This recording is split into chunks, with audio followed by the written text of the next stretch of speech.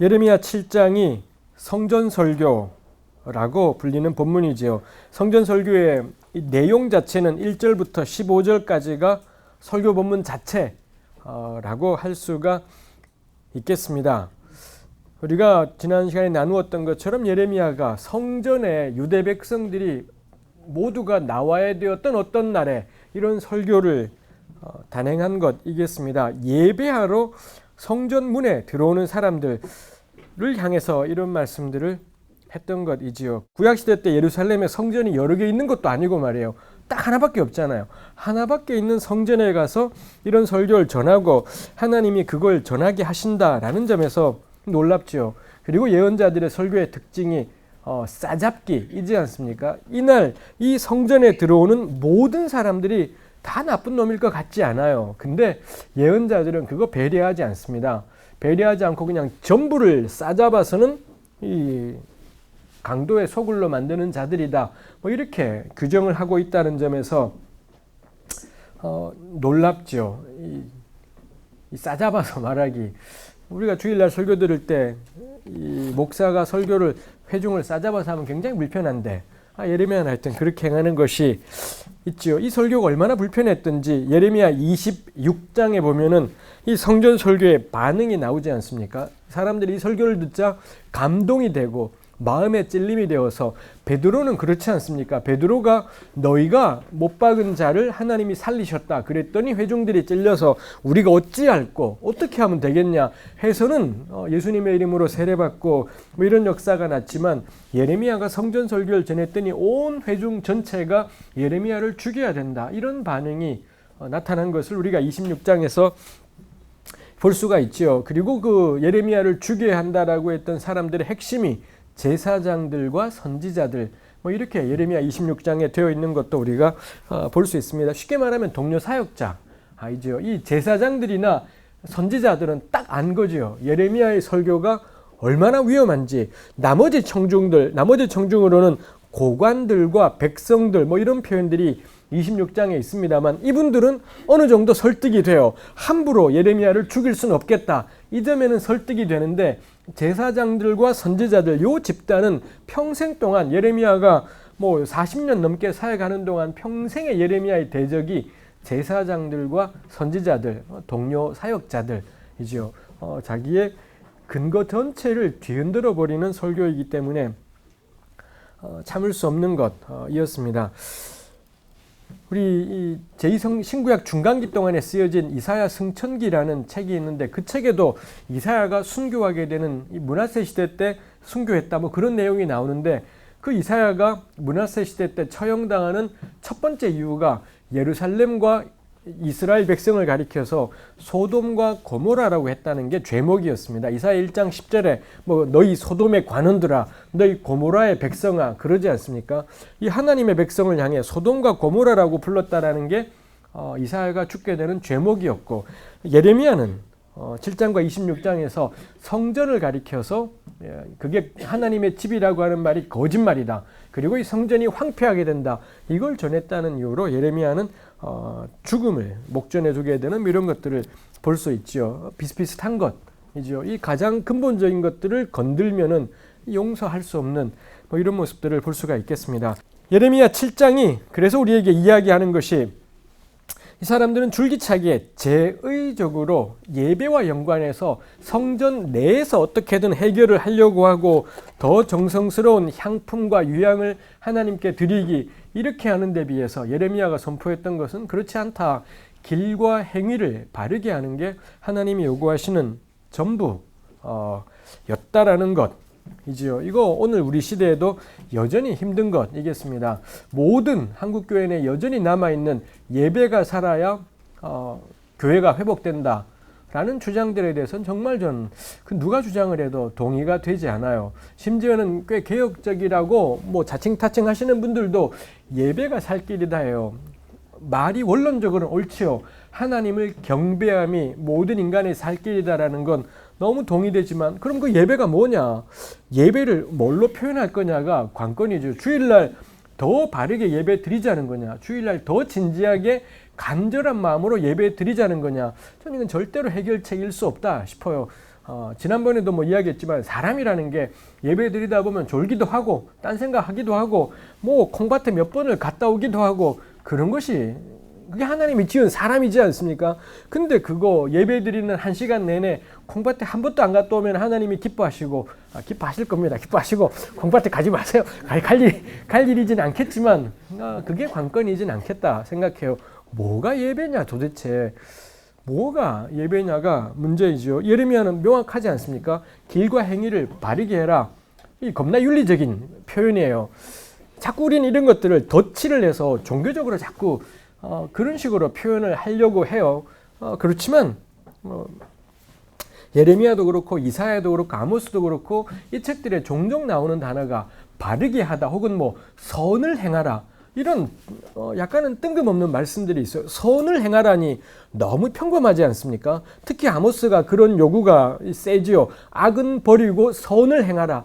이건 개나 소나 말할 수 있는 표현인 겁니다. 세상의 대부분의 윤리를 중시하는 사람들이 다 악을 버리고 선을 행하라 할 텐데 아모스한테까지 아마 그 말 듣고 싶지 않을지도 모르겠습니다. 근데 아모스가 요구하는 것 그거였다라는 거지요.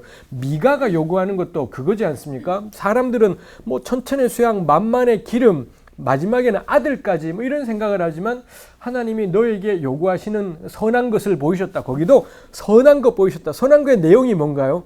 이 정의를 행하고 인자를 이 다른 사람 불쌍히 여기고 그 다음에 겸손하게 하나님과 함께 걷는 것. 마태복음에서 예수님이 요약하신 의와 인과 신 요 세 가지가 그 미가서 6장 8절 말씀을 요약한 것 이겠지요. 이렇게 한다는 점에서 이거 저는 우리 교회가 정말로 직면해야 될 가르침이라 생각합니다. 전 개인적으로 로잔 언약 참 좋아하지 않습니다. 로잔 언약이 한국교회에 가져다 준 좋은 점이 너무 크고 동시에 한국교회에 끼친 해악도 겁나 크다라는 생각을 하게 돼요. 언제까지 도대체 이 복음 전도와 사회정의라는 이 재미없는 틀 가지고 우리 신앙을 나눌 건가 싶어요. 왜 사회정의는 복음 전도이지 않은지 왜 그게 통합되지 않는지가 전 정말 납득되지 않습니다.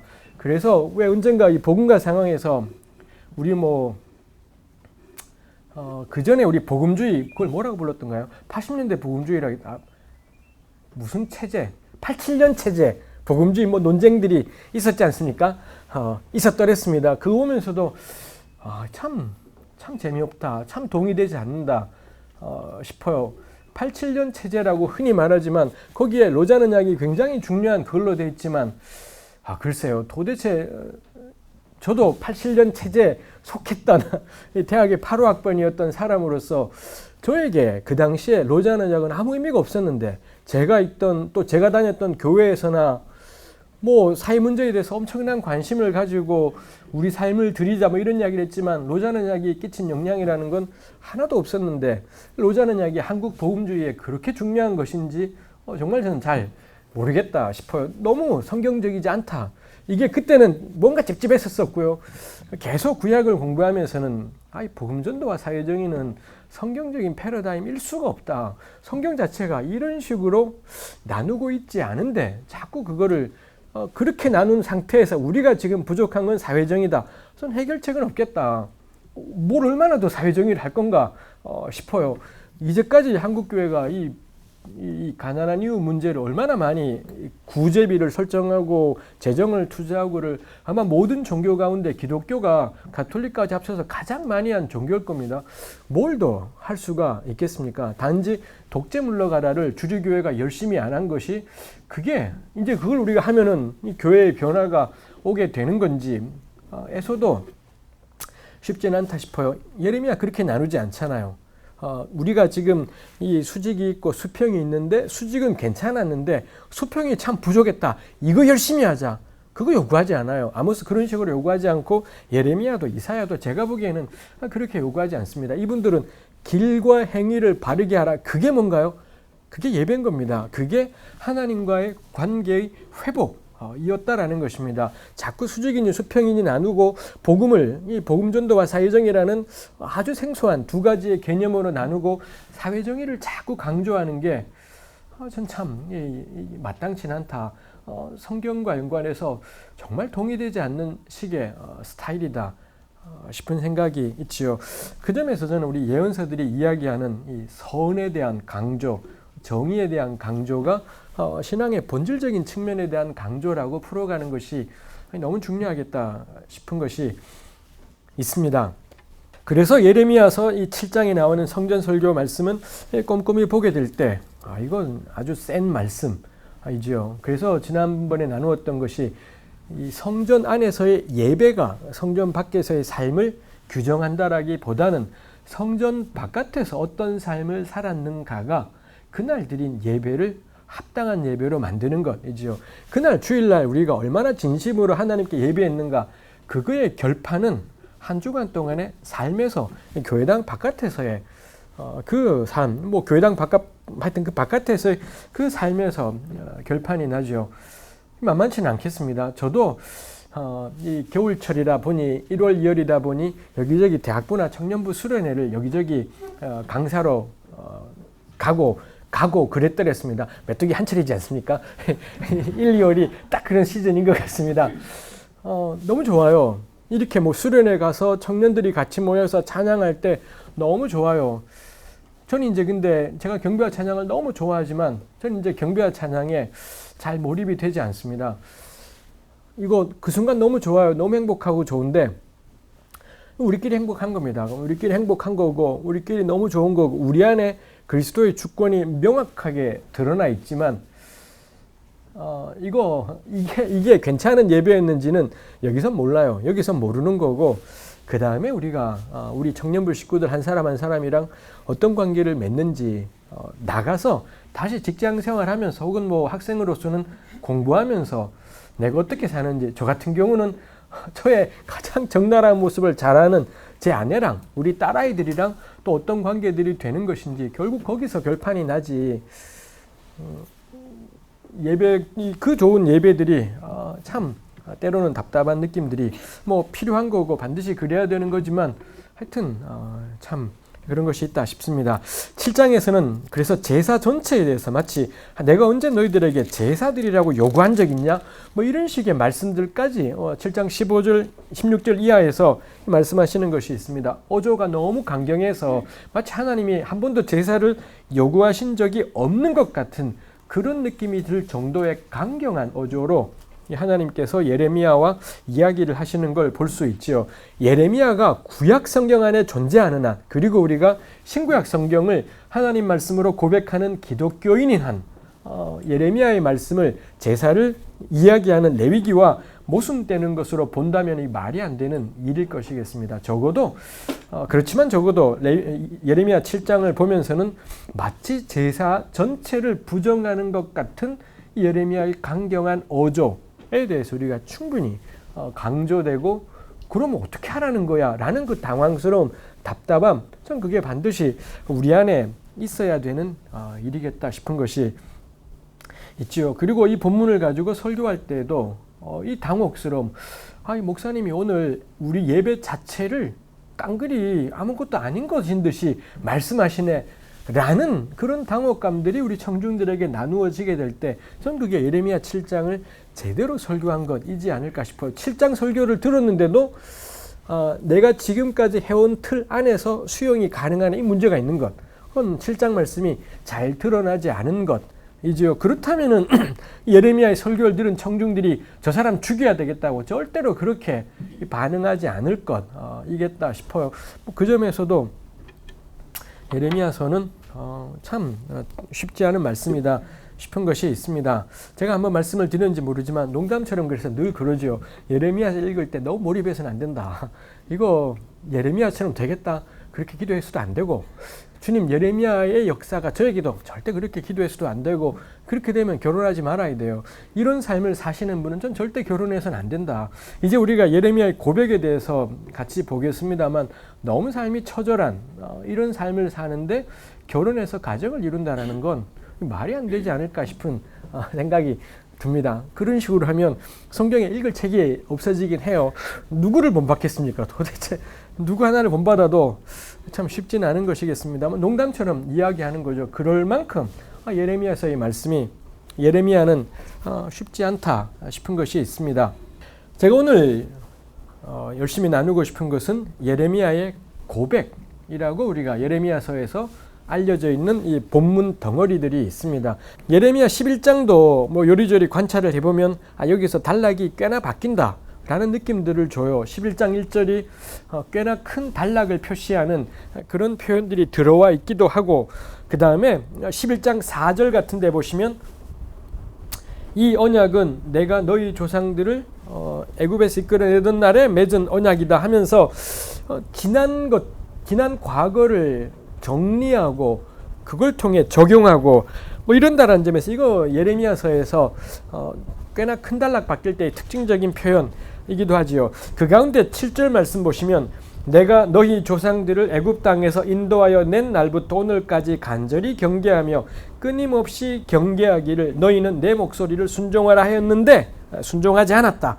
뭐 이렇게 말씀이 됩니다. 거기에 끊임없이라고 번역된 단어가 있습니다. 이 끊임없이라고 번역된 단어가 히브리 말로 하슈켐이라는 단어인데 어깨라는 이 어근이 그 안에 들어가 있습니다. 어깨 혹은 뭐 등 뭐 이런 것이 있죠. 그래서 사전을 찾아보면 이거 참 웃기는 아주 특이한 단어예요. 이 끊임없이라고 번역된 단어의 어근이 되는 동사의 의미가 이 낙타라든지 이런 것들의 어깨에다가 짐을 싣다. 이런 기본적인 의미가 있는 거죠. 그러다 보니 동물의 어깨, 등에다가 짐을 싣고 아침 일찍 일어나서 길을 떠나다. 뭐 이게 이 동사의 의미예요. 그냥 상황이 동사의 의미가 되어버린 뭐 아주 특이한 동사이지요. 그게 창세기에서는 왜 아브라함이 모리아 산으로 갈 때 이삭을 바치기 위해서 그럴 때 아침에 일찍이 일어났다 라는 그 문장 전체가 한 동사, 요 동사인 겁니다. 이 동사가 쓰이기도 하고 그러다 보니 그게 부지런히 라는 뜻으로 한글 성경에서 번역이 되기도 하고, 여기 같은 경우는 그렇게 아침마다 부지런히 일어나다, 그러다 보니 끊임없이 계속해서 뭐 이런 식의 의미들을 가지기도 하는 아주 특이한 스타일의 동사지요. 요 형태가 그 동사의 한 형태인 하슈켐이라는 게 예레미야서에 꽤 여러 번 나타나는 것이 있습니다. 여러 번 나타나는데 딱 두 부류인 거죠. 첫 번째는 하나님을 표현할 때요. 하나님께서 여기 11장 7절처럼 하나님께서 그 백성들에게 얼마나 끊임없었는지, 하나님께서 그 백성들에게 얼마나 부지런하셨고 계속해서 반복하셨는지를 표현할 때 요 동사를 써요. 마치 하나님이 내가 오늘도 이 백성들에게 나의 뜻을 전해야 되겠다. 새벽같이 일어나서는 준비해서는 이 백성들을 찾아오셔서는 무슨 말씀들을 선포하는 겁니다. 이렇게 하나님을 표현하는 게 이 끊임없이라는 단어인 거고요. 또 하나 요 단어가 쓰인 또 하나의 부류들은 예레미야를 비롯한 선지자들을 가리켜요. 선지자들 역시 하나님이 그렇게 보내시니 이 선지자들이 새벽같이 일어나서 그 백성들을 향해 또 나가고 듣지 않는 백성들에게 다시 또 전하고 뭐 그러했더라라는 겁니다. 하나님의 그 백성을 향한 이 끊임없음, 간절함, 계속 반복하심을 표현하는데 요게 쓰였고, 또 하나는 하나님이 보내신 이 선지자들이 하나님의 부르심을 받고 그 백성들에게 끊임없이 간절하게 나아가는 모습을 그릴 때에도 여기에 쓰였더라라는 것입니다. 그 가운데 예레미야에게 이 단어들이 여기저기에 예레미야 25장 같은 경우에도 이 표현이 쓰인 것을 볼 수 있습니다. 이것만 보아도 예레미야는 하나님을 본받는 사람이다 라는 것을 우리가 짐작할 만하죠. 마치 동물의 나귀의 어깨에다가 등에다가 짐을 싣고는 아침 일찍 떠나는 것처럼 하나님께서 예레미야의 어깨에다가 짐을 부리신 거지요. 이 백성들을 향해 하나님의 뜻을 전하라라는 그 짐을, 사명을 그 어깨에 딱 실어주신 거고, 그 예레미야가 떨어버리지 않고 무겁다고 그냥 걷어차버리지 않고는 그냥 그 아침에 일찍 일어나서 길 떠나는 주인을 따르는 나귀처럼 이 예레미야가 그 40년의 사역의 기간 동안 늘 뭐 비유를 해보자면 새벽같이 일어나서는 자기 어깨에 메어둔 하나님의 짐, 이걸 지고서는 백성들을 향해 또 나가는 겁니다. 또 나가고 이렇게 예레미야가 사역했다라는 것을 볼 수가 있지요. 그 점에서 제가 계속 반복하는 거지만 예레미야서의 핵심적인 메시지는 그가 전한 선포도 있지만 예레미야의 대응 방식, 하나님의 부르심에 대해서 예레미야가 어떤 식으로 대응하는지도 그 자체도 메시지라고 우리가 생각할 수 있겠습니다. 그렇게 40년을 한결같이 어깨에 맨 짐을 떨어버리지 않고 갔지만 힘들더라 라는 것입니다. 그가 사람이니 힘들었던 거고, 그래서 예레미야의 입술 사이로 이 터져나오는 말들이 있죠. 너무 힘들기 때문에, 너무 고통스러웠기 때문에 이 터져나오는 말들이 있습니다. 다른 예언서들에는 없다라는 겁니다. 이런 식으로 그 예레미야가 1인칭의 나로 등장해서는 이렇게 막 부르짖는 말들을 찾아보기 어려운데, 예레미야에서는 그게 꽤 여러 개가 있더라는 거죠. 그리고 그 본문들이 전부 하나같이 11장부터 20장까지 요한에 전부 다 모여 있더라라는 겁니다. 우리 첫 시간에 했지 않습니까? 예레미야의 본문 덩어리가 1장부터 25장까지가 한 덩어리, 첫 번째 덩어리라고 할 수 있는데, 이 첫 번째 덩어리 안에 예레미야의 고백이라고 불리는 5개의 본문이 다 요한에 들어있어요. 뭐 그런 점에서도 1장 25장은 그 뒤에 26장 이후하고는 좀 구별된다, 뭐 이쯤의 생각을 우리가 할 수도 있겠습니다. 그 고백 5개를 우리가 하나하나 보려고 합니다. 어떤 고백은 자세하게 보고 어떤 고백은 휙 건너뛰고 우리 그렇게 보려고 합니다. 첫 번째 고백이 예레미야 11장 18절부터 12장 6절까지가 보통 예레미야 주석들이 예레미야의 첫 번째 고백이라고 분류하는 본문이겠습니다. 본문의 배경이 11장 18절에 보시면 여호와께서 내게 알게 하셨으므로 내가 그것을 알았나이다. 그때 주께서 그들의 행위를 내게 보이셨나이다. 예레미야는 전혀 모르고 있는데 하나님이 뭘 보여주셔서 알게 된 게 있지요. 그게 뭐냐면 19절에 나는 끌려서 도살당하러 가는 순한 어린 양 같으므로 그들이 나를 해하려고 꾀하기를 우리가 그 나무와 열매를 함께 박멸하자. 이게 뭐냐면 21절에는 여호와께서 아나도 사람들에 대하여 이같이 말씀하시되 그들이 너의 생명을 빼앗으려고 찾아 이르기를 너는 여호와의 이름으로 예언하지 말라. 두렵건대 우리 손에 죽을까 하노라 하도다. 뭐 이렇게 되어 있지요.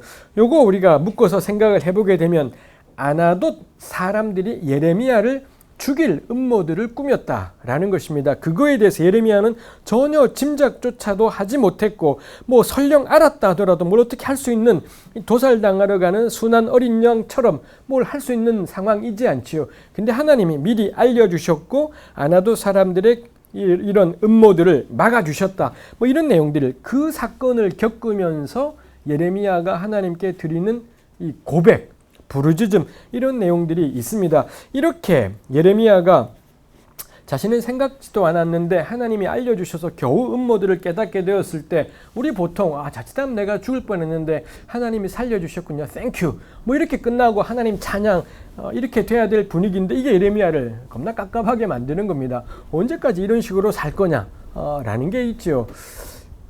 알려주신 거 고마워요, 고맙지만 예레미야가 순순히 감사가 안 되는 것이죠. 그리고 그렇다 보니까 그 뒤에 이어지는 말씀을 볼 때 19절에 나오는 나는 끌려서 도살당하러 가는 순한 어린 양과 같다. 요거 딱 이사야 53장에 나오는 그 여호와의 종의 이미지, 뭐 나가자면 우리 예수님의 이미지와 겹친다라고 하겠습니다만, 이게 그리 예레미야가 좋게 고백하는 표현 같지는 않다 싶어요. 내 신세가 이게 뭐냐, 자기가 할 수 있는 게 너무 없는 그런 상황이더라라는 것입니다. 그 예레미야를 너무 답답하게 하죠. 우리도 그러지 않습니까? 뭘 하더라도 말입니다. 내가 선택을 해야 되고 내가 각오를 한 거라면 그럴 수 있겠지만 너무 무기력한 겁니다. 자기 자신은 이 도살장에 끌려가는 순한 어린 양과 같고 자기가 어떻게 할 수 없는, 이 컨트롤 할 수 없는 것들이 너무 많다 보니 그 예레미야를 굉장히 힘들게 하는 점이다라는 것을 볼 수 있죠. 이 도살장에 끌려가는 순한 어린 양은 괴로운 겁니다. 이거는 행복한 이미지이지는 않겠다 싶지요. 이런 일을 당하게 된 게 아나돗 사람들의 음모라고 나오지요. 아나돗은 예레미야의 고향이지 않습니까? 우리 예레미야 1장 1절에서 본 것처럼 아마도 저는 아나돗이 나름의 반골 집단인 거고 예루살렘 체제에 대해서 꽤나 반대편에 있는, 뭐 요즘으로 치면은 좌빨인 거죠. 이 왼쪽에 있는 사람들인 거고, 진보적인 이 예루살렘 체제, 성전 체제가 얼마나 허망한지를 실로 성소에서 경험을 해보았기 때문에 예루살렘에 대해서도 큰 기대가 없었을 나름의 그런 집단들인데, 근데 이 아나돗 사람들이 예레미야를 죽여야 되겠다 이렇게 마음먹는 겁니다.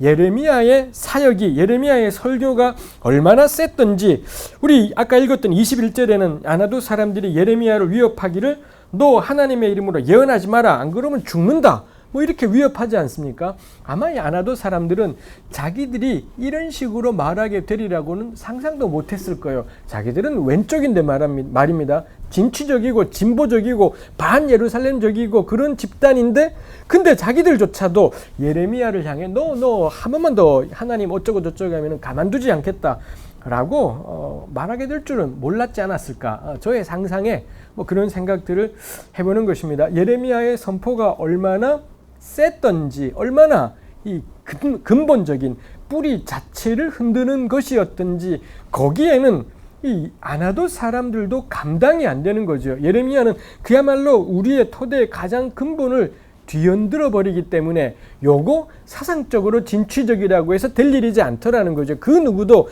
자기 밑둥을 흔드는 데는 견뎌내지 못하죠. 요거 뭐 요즘에 우리나라의 진보적인 지식인들이나 진보적인 사람들에서도 곧잘 보게 되고, 그 다음에 우리 여기 계신 분들도 그렇고 저도 마찬가지고 한국교회가 개혁돼야 된다라고 매 입만 열면 난리치는 사람들도 마찬가지이지요. 개혁하자이지만 그 누구도 우리의 이 근본적인 것이 흔들리는 게 이 쾌적할 수 있는 사람들은 없겠다 이죠. 그래서 예레미야는 세요. 예레미야도 세고 아마 예수님도 그런 것이겠죠. 예수님의 존재는 이 바리새인들의 근거를 흔들어 버리기 때문에 이 바리새인들로서는 자기 삶을 전면적으로 부정하든지, 그게 안 되면은 별 수 없지요. 예수님을 죽이는 수밖에는 자기가 살 수 있는 길이 없지요. 예수님의 메시지나 예레미야의 메시지나 사람들을 벼랑에다가 딱 세워버려요. 너 예수 왜 믿냐? 너 교회 왜 다니는 거냐? 가장 이 벼랑에다가 딱 세워버리기 때문에 이 심란한 것이지요. 그래서 우리로 하여금 타협하든지, 에이씨 내가 이 질문 무시해버리겠어, 그냥 모른 채 살아가든지, 아니면은 뭐 정말 그 말씀 앞에서 우리의 근본적인 전체를 다 흔들 것인지, 가장 근본적인 벼랑에다가 우리를 세우는 것이 있지요. 그 어떤 사람이라도 그 앞에서는 두려워지게 되는 것이 있겠다 싶습니다. 뭐 오늘 우리도 마찬가지인 거고, 그렇죠. 제가 이 예레미야서를 이렇게 저렇게 강의를 하다 보니 저에게 생기는 가장 나쁜 부작용은 그겁니다. 제가 예레미야를 자꾸 설교하다 보니 말입니다. 어떤 분이 저한테 뭐 교수님은 예레미야 같으세요, 이런 말들이 말입니다. 한 번 들을 때 개소리 하시네 그렇게 생각이 되지만, 이게 자꾸 듣잖아요. 그러면은 그럴 수도 있겠구나 이런 생각들이 들기 시작해요. 이거 말이 안 되죠. 이 설교자들의 큰 그거겠습니다만, 아까도 말씀드렸지만 예레미야에 저는 감정이입을 하지 않으려고 무지하게 애를 씁니다. 저는 이렇게 못 살 것 같아요. 이렇게 하기는 이건 버겁지요. 우리가 예레미야를 이렇게 친숙하게 보고 책으로 읽고 성경을 읽고 하면서 우리가 참 보게 되지만 가끔은 답답한 것이 있지요. 이건 너무 근본적인데 우리를 벼랑에 딱 세워서 내가 어떤 사람인지를 딱 드러내는 것인데, 이거 이렇게 참 읽어간다라는 것도 보통 일은 아니다 싶은 생각들을 하게 되지요. 괜찮은 사람들의 그 괜찮음을 적나라하게 드러내버리는 게 예레미야이지요. 저는 그게 교회다 생각을 해요. 사실 저나 여러분들이나 맨 처음에 우리 예수 믿게 된 것도 그거지 않습니까? 요즘은 전혀 불려지지 않지만 옛날에 제가 고등부 때 교회 나갈 때 그런 복음서가 있었어요. 내가 예수 믿기 전에는 나의 삶에 아무런 문제가 없었는데 예수님을 믿을수록 난 더 죄인이고 더 얼마나 내가 죄가 깊은지를 자꾸 깨달아가게 된다. 뭐 그런 복음서가 있었더랬습니다. 전 그 말씀 참 맞다 싶어요. 물론 문제가 있어서 예수님을 영접했지만 내가 이렇게 나쁜 놈인 줄은 몰랐습니다. 이렇게 가증하고 위선적인 줄은 몰랐지만 믿을수록 그런 것들을 발견하게 되는 것이 있죠. 전 교회는 그런 거 드러내는 거, 우리의 이 멀쩡해 보이는 모습들이, 괜찮아 보이는 모습들이 얼마나 허위적인지가 잘 드러나는 것이 필요하겠다 싶습니다. 이 아나돗 사람들이 예레미야를 죽이려고 하지 않습니까? 순한 어린 양 같은 예레미야, 무기력한 예레미야를 죽이려고 하는 것이 있습니다. 예레미야는 너무 무기력한 상황이지만 이것도 저는 한번 생각해 보면 좋겠다 싶어요. 예레미야가 이걸 알 길이 없지요. 하나님이 알려주셨으니 알았다 라고 되어 있습니다. 이게 예레미야를 힘들게 하지만 하여튼 여기서 한 가지 생각을 같이 나누고 싶은 건 저는 오늘 우리 시대도 그런 것 같아요. 예수 믿는 사람들 너무 잔머리 쓰지 말자 싶은 겁니다. 우리 그러지 않습니까? 우리 주위에도 겁나 이거 관계 잘 하시는 분들 있어요. 아주 나이스하게 인간관계 맺고 지하까린 겁나 잘 챙기고 이런 경우들이 많이 있어요. 처음 보면서 저 사람 앞에서 남고 뒤에서 믿져요. 우리가 커버할 수 있는 인간관계라는 것은 너무 적지 않습니까? 보이지 않는 데서, 지금도 어딘가 보이지 않는 데서 누군가가 우리를 말하며 막 씹어대고 있는 그런 경우들을 우리가 막을 수가 없어요. 내가 만나는 사람들은 막 단속을 한다지만 어딘가에서, 그래서 제가 유학할 때 그랬습니다. 거기 같이 공부하던 우리 목사님들끼리 철저하게 동맹을 맺었습니다. 우리 한국 가서는 다들 서로에 대해서 말해주기를, 이 목사님이 이 대학교에서 너 귀국하지 말고 우리 학교의 교수가 꼭 되어달라고 신신당부 막 간절히 붙잡는 걸 다 뿌리치고 난 조국으로 가겠다라고 해서 들어왔다라고 서로 말해주기로 이렇게 이 맹약을 맺고 막 이렇게 하려고 했었습니다만, 하여튼 서로 나쁜 말 하지 말자 했었습니다만 이게 이 마음대로 되나요? 좀 그 점에서 너무 그러지 마라. 이게 저의 문제이기도 해요. 그러다 보니 사람 소중한 줄 모르고 이런 것이 있기도 하겠습니다만 너무 잔머리 굴리지 마라 싶은 거지요. 우리 보통 뱀 같은 지혜, 비둘기의 순결 그러지 않습니까? 제가 한번 말씀드렸을지도 모르겠습니다.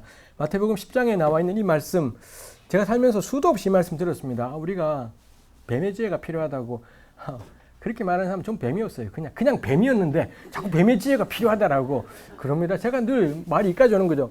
그냥 대금 뱀이시거든요. 그냥 뱀이시기 때문에 그냥 하시면 되거든요 싶은 생각이 드는 겁니다. 우리 교회는 웃겨요. 비둘기의 순결은 진작에 해결이 되기라도 한 것처럼 뱀의 지혜가 모자란다고 난리법석을 떠는 것을 볼 수 있습니다. 말이 안 되는, 일단 비둘기의 순결부터 하시죠 싶은 생각이 들어요. 그리고 그 말씀이 그런 의미이지도 않지요. 우리 뱀의 지혜는 창세기 3장에 보면 뱀이 하나님이 지은 짐승 가운데 가장 간교하니라, 번역을 간교라고 했지만 슬기롭다라는 단어예요. 슬기롭다라는 단어인데 가령 잠언에서는 슬기라고 번역되지만 창세기 3장 1절에서는 간교라고 번역된 거죠. 중립적인 단어예요. 참 좋은 것인데 그걸 근데 어떻게 쓰느냐에 따라 간교가 될 수도 있고 잠언에서처럼 슬기가 될 수도 있죠. 이거 3장 제가 보기로는 창세기 3장 1절 때문에 뱀의 지혜라는 말을 예수님께서 하신 것이라고 저는 생각을 합니다. 비둘기의 순결도 그렇지요. 우리 왜 조류 가운데서는 하나님께 예물 드릴 수 있는 유일한 짐승이 비둘기예요. 소와 양과 염소가 네발 짐승들 가운데 제물이 될 수 있고 새 가운데선 유일하게 비둘기이지 않습니까? 그러니 아마 순결이라고 번역했지만 순결은 좀 그렇죠. 이거는 정결이라고 번역하는 게 좀 맞을 것 같아요. 이 정하다, 부정하다라는 레위기적인 개념이지요. 그러니까 비둘기의 정결, 제사 동물이 될 수 있는 비둘기의 정결 이쯤 되는 것이겠습니다만, 뱀의 지혜, 비둘기의 정결, 그러고는 마태복음 10장의 내용은 예수님의 파송 설교이지 않습니까? 이제 사지로 가게 될, 늑대들 가운데 가게 될 이 제자들이 얼마나 많은 고통을 당하게 될지, 이거 그 다음에 예수님이 이야기해요. 뱀의 지혜가 있어서 그런 위기들을 쏙쏙쏙 모면하고 잘 살아가는 것이 아니라 뱀과 같은 지혜, 비둘기의 순결 가지고 가라. 어떻게 되었습니까? 다 잡혀가요. 전부 잡혀가고 이렇게 된다라는 것이 그 아래 말씀들이 나오지요. 뭐가 뱀의 지혜이겠습니까? 십자가가 진리구나. 예수님의 뒤를 따라가는 것이 진리인 거고, 그 어떤 어려움이 있어도 절대로 굴하지 않고 하나님의 말씀을 담대하게 증거하는 것이 그게 생명이구나. 그게 길이구나. 그걸 아는 게 뭔가요? 그게 지혜인 겁니다. 이 뱀의 지혜는 잔머리 쓰여가지고는 지하가림에서 쏙쏙 빠져나가기, 그게 뱀의 지혜인 것이 아니라 십자가가 길이구나, 이 고난이 생명이구나 깨닫는 것이 뱀의 지혜. 저는 그게 마태복음 10장의 맥락이라고 생각해요. 그 점에서 우리 교회 바닥에서 쓰고 있는 이 뱀의 지혜는 전 이 마태복음 10장의 의미하고도 문맥하고도 하나도 통하지도 않고, 언제부터 교회가 이렇게 잔머리 쓰는 집단들이 되어서 우리 그러지 않습니까?